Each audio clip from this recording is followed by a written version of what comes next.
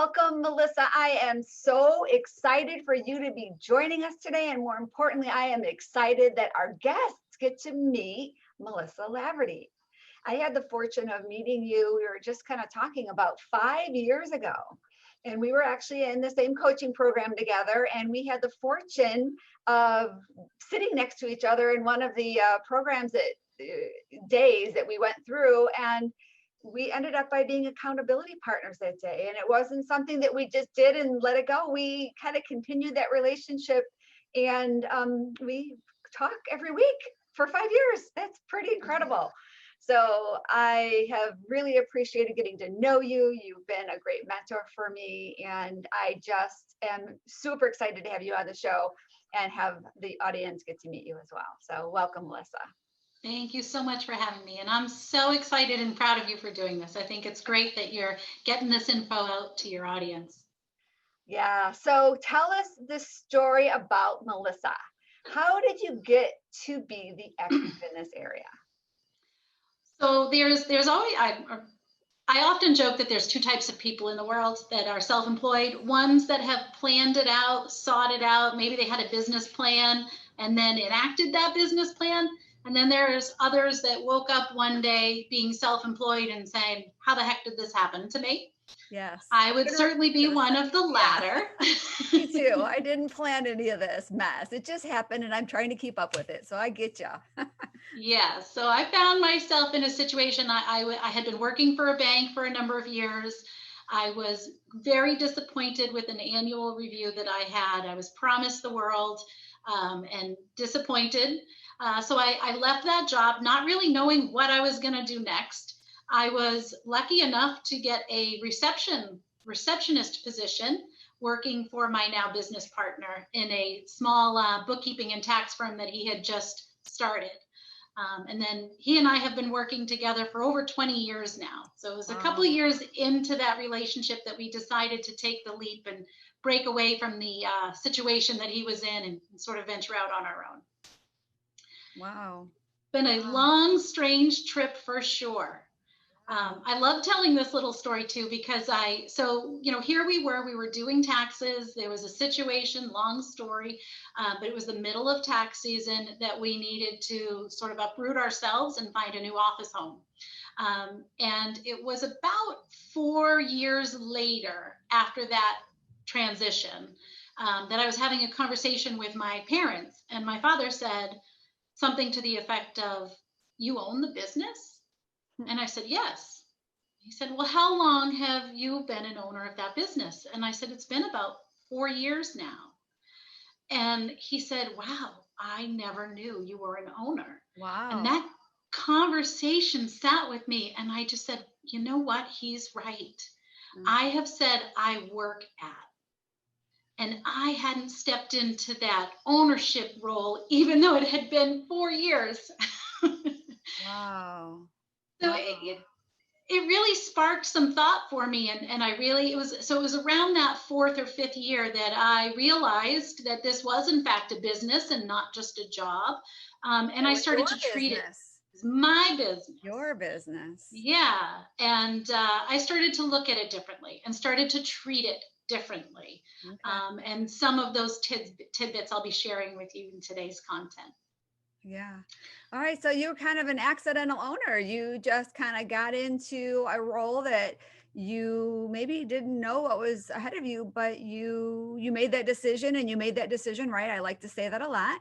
And now where are you with your business? Because now you have a thriving business with multiple employees and so many clients that you're constantly bringing more people on board. It's been really neat seeing you evolve over the years.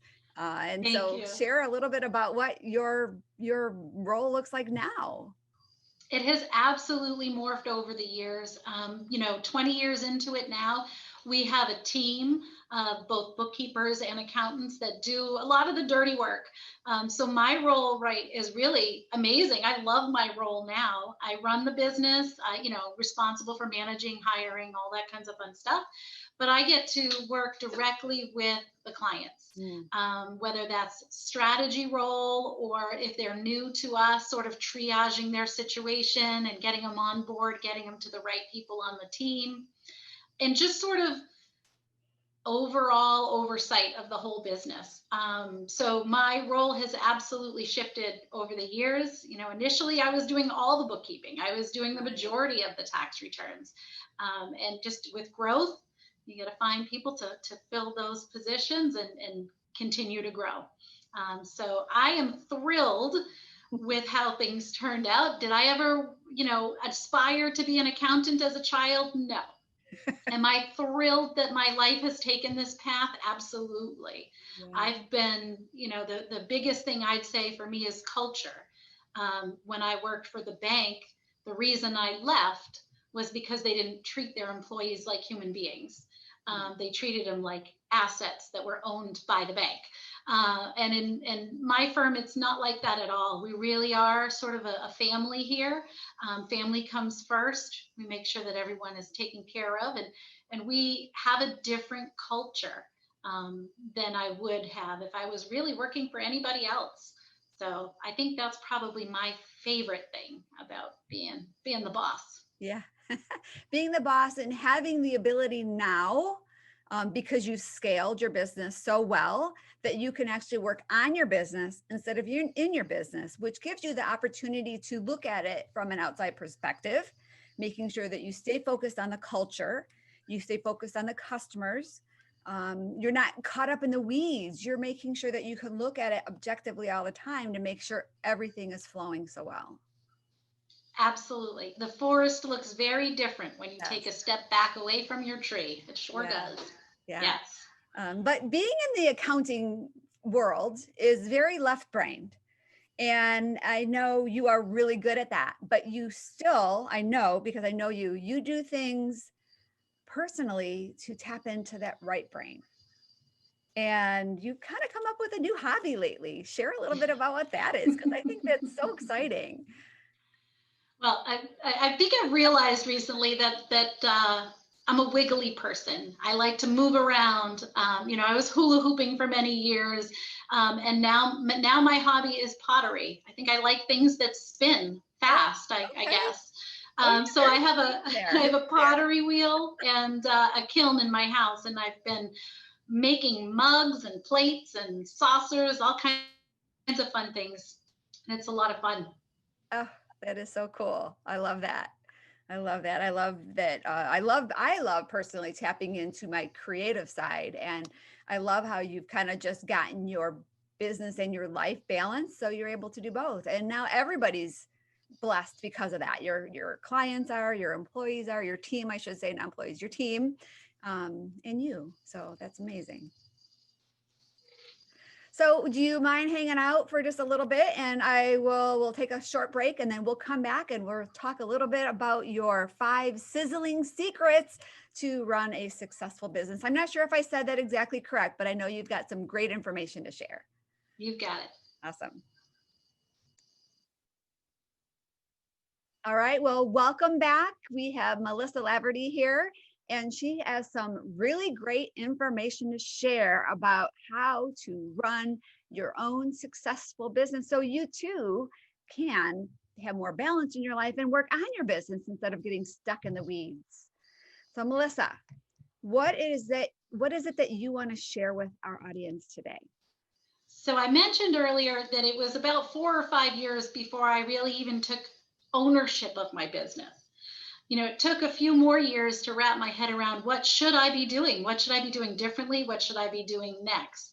And so in sharing these 5 tips with you, I'm hoping that you get to your goal faster and that it doesn't take you 20 years to have a scalable business that gives you the freedom that you want to enjoy in your personal life. So my goal is to get you there faster by sharing these tips. Tip number 1 is as simple as it can get. Be honest. Be honest with yourself. Be honest with your clients. Do good work. Do what you say you're going to do. If someone hires you to do a job, do a good job. Just be honest with yourself. I'm a firm believer in what you put out there will come back to you. That has been proven to me again and again over the years. Might not see the direct correlation, but giving to other people, giving of my time, giving of my energy has always come back. Usually in spades, usually with a bigger bang for the buck coming back. So be honest with yourself. If you are not, you're going to just drive yourself crazy. If you've taken on more than you can handle, for example, you're going to just work yourself into the ground. Be honest with what you can do. Be honest with what you have available to you for resources. Yeah, very, very good tip. Because I know sometimes we kind of get, I mean, I personally like to overpromise and underdeliver, but we have to be able to look at that objectively, and being honest with ourselves about that process is something that is really important. And I know for me, one of the key lessons I learned a long, long time ago is to be a go-giver and to serve other people. And when you do that, everything will come back to you. So that's a great tip. Thank you. Yeah, and I also, it makes me think of a specific client that I see every year, who's in the trade industry. And every time he calls me every year, he's so anxious. And he says, I like you. We went to high school together. He's known me a long time. He's like, I like you, but every time your name comes up on caller ID, I get the pit in my stomach. I have never called him out on why, but I can guarantee that it's nothing to do with me. It has to do with the fact that he is a contractor and he is not telling me about all of his income. Right? So he's fibbing to me. I can see right through him. But that creates an extra layer of emotions that are now tied to his business and to the finances of his business that is weighing him down. It's going to cause problems for him at some point, even if it's just internally running his business. So it goes that far as well. Claim all your income, be honest, be an honest business owner. Right. Yeah. There's a lot of layers to honesty. Absolutely. Yes. So tip number 2, along the same line, be honest with yourself. It follows through. Figure out your special sauce. What are you really, really, really good at? What are your talents? And then what areas do you struggle? What areas of your business, or really even of your life, are such a chore for you that you put them off and put them off and put them off and never get around to them? Be honest, figure out what works, and then build a team to fill the holes in. I'll give you a little example here. A few years back, I started getting into marketing my business. And being the entrepreneur that I am, felt that I had to do everything myself. Everything had to come from me. Yeah. Right down to the font and what colors are we going to choose. And what that equaled 2 years later is I had sent 2 monthly newsletters in the course of 24 months. But I had worried about it probably 340 days of each one of those 2 years. It weighed over my head. I felt I wasn't good enough. I felt I wasn't doing a good job. I couldn't get myself in that creative space. Yeah, well, it's not your brain, it's not your genius. It's not my genius. Absolutely. So once I effectively was able to delegate that, to hand that off to someone who it is their special sauce. Yeah. We now it's awesome because I can take my thoughts, put them in a bulleted list and send it off, and magically a newsletter will come back a few days later, or a blog will come back a few days later. Yeah. Right? And then it's just a matter of reviewing it, making sure my voice is there, tweaking whatever, and it's done. That I promise you that would never have happened if I hadn't let go. Yeah. Great. So figuring out what your secret sauce is, doing what you're good at, and hiring out, delegating the rest. And I think a lot of times small business owners or entrepreneurs feel that they can't afford to do that. And being that you're a numbers girl, can you share why they can't afford not to? Yeah. Here's my favorite answer to when people ask that question is, as compared to what? Right. Right? How much is it going to cost you to outsource your administrative tasks? What is the dollar associated with that? How many hours did that just free up of your billable time? And how much an hour are you billing, or how much are you able to make with the time that you've just recovered? Right. So it's about the mindset and the time. That's a precious resource. There's only so many minutes in an hour and hours in a day. So if you're going to make top dollar producing whatever your business produces, you want to make sure that the talent is producing as much of that as they can. And if you're the talent, then quit doing administrative tasks. It's Right. costing you loads of money. Yep. Absolutely. Great. Okay. So we've got be honest and figure out your secret sauce. Love it so far. Yep. What's next? The next one is setting goals.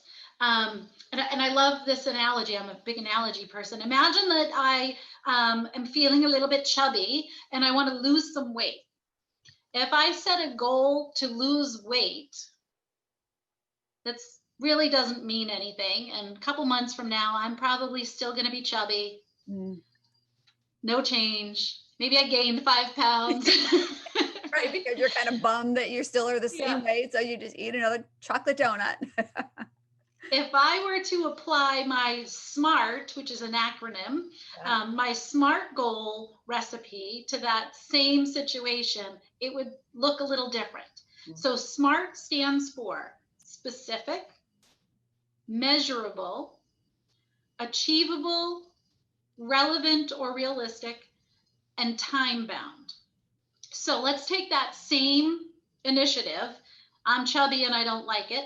And let's reword the goal and say something to the effect of, I have a vacation coming up in June. I have 3 months to lose 20 pounds. My goal is to lose 20 pounds in 3 months. By a specific date. Yes. By a specific date.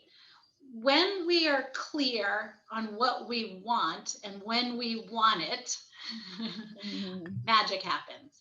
Yeah. If you imagine that goal and say we're in month 2, I can evaluate my progress. I can weigh myself. I can compare my weight to the goal, and I can tell you if I'm on track. Right. I can tell you my efforts are successful or they're not. Right. Right? And if they're not successful, what do I need to tweak in order to get there? Yeah.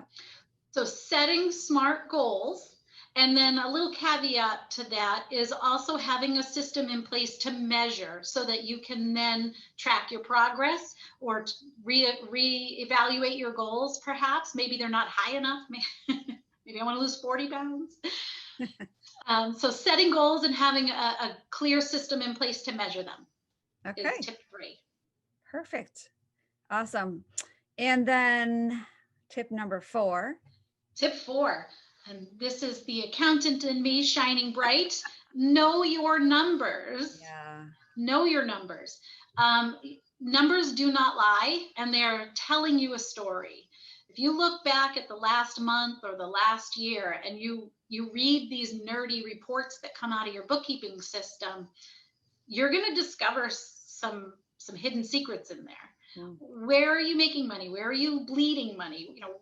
Where are your expenses going at the end of the day or at the end of the year? You really want to know what you've got. Oftentimes I see people who are really just judging how they're doing based on their bank balance. And that's not it. No. That's just not it.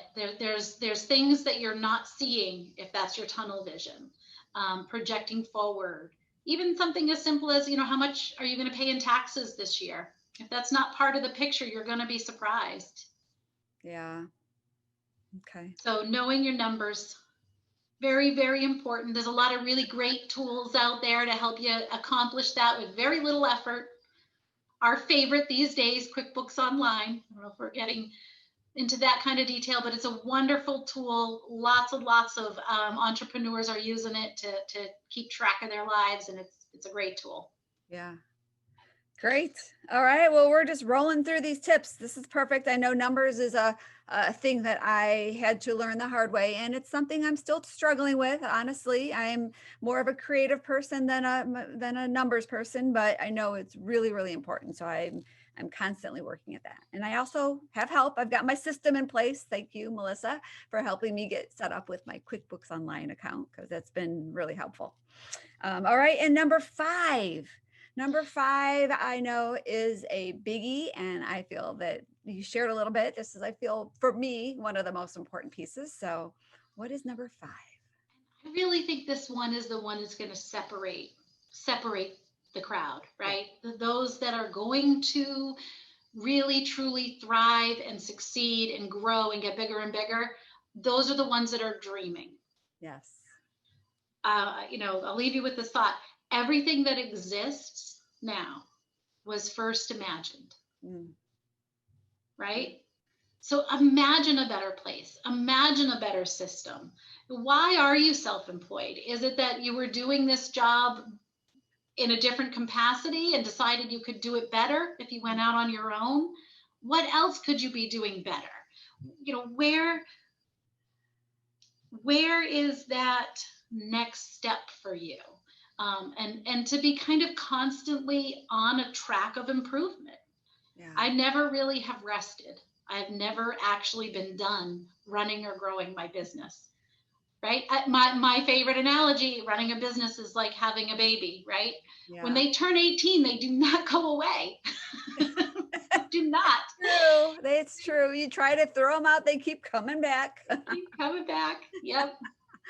And that analogy just rings true. It's different in the early stages of running a business than it is in the college years of running a business. But all the way through, you're going to need a team. You're going to, whether it's your staff, whether it's a coach that you're working with, whether it's your accountant or your lawyer, you need a team in order for you to be able to shine and to succeed. Yeah.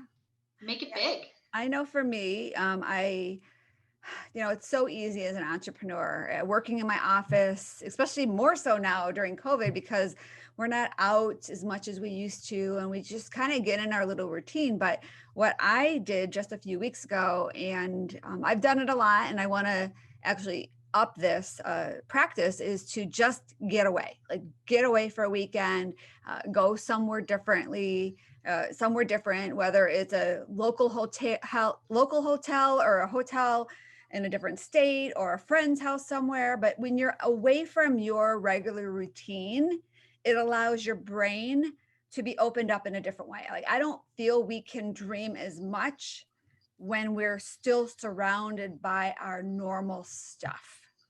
I 100% agree with you. Yeah. And for those out there that are wearing multiple hats, maybe they're also in charge of homeschooling or remote learning, in this environment, or even if you're just, you're a parent, you've got kids climbing all over you. Yeah.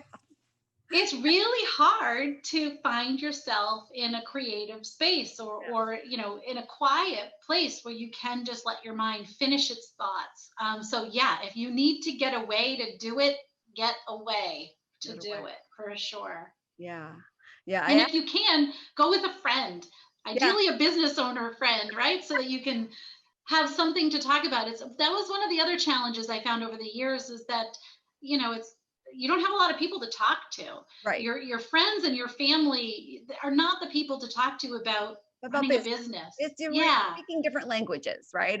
And that's why I really enjoy and value our relationship, is because even though we're in completely different businesses, we can speak each other's language in a lot of ways. And so, get a mentor, get an accountability partner, get somebody that can pour into you and you can pour into them from that business perspective in a healthy way, right? And I don't know, there's also a lot of people that we're around that are not necessarily as positive as we need to be. So to have a successful business person on your team is, I feel, a huge, huge asset. Absolutely. Yeah. Absolutely. All right. Well, thank you so much, Melissa. I know you have a free gift to give away for our listeners today. Tell us about what that is. I'm so excited for you to share that. Yeah, so in my line of work, people are always asking, what about this? What about that? What do I need? What do I need? What do I need to do my taxes? So we have put together this all-inclusive, it's only on 2 pages, this all-inclusive checklist of things that you would need in order to prepare your taxes, whether you're working with someone or whether you're doing it yourself. It's a Yeah. great tool to make sure you're prepared before you sit down and Yeah. take the dive. Awesome. All right. Well, you're going to share that with us. We will make sure we have that link in the show notes below, as well as Melissa's website for you to reach out to her and any of her social media platforms that she's going to share with us. But thank you so much, Melissa. It was such a pleasure to have you on the show. I hope you come back again. We really love to invite you back as a repeat guest. I'd love the opportunity. It was great to be here. Thank you. Thank you. All right, everybody. Well, stay tuned for our next episode and have a blessed rest of the day. Bye bye for now.